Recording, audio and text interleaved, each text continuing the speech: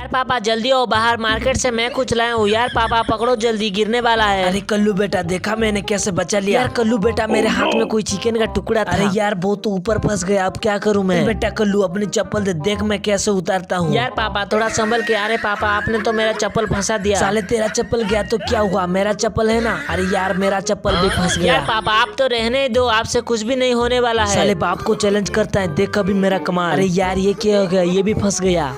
कल्लू बेटा तेरे बाप को भी गुस्सा आ गया, अब सारा चिकन का टुकड़ा रहेगा या मैं रहूंगा। ये देखे टेबल से पक्का ही उतर जाएगा। अबे ये भी फंस गया। दोस्तों फटाफट से वीडियो को लाइक करके चैनल को सब्सक्राइब कर दो।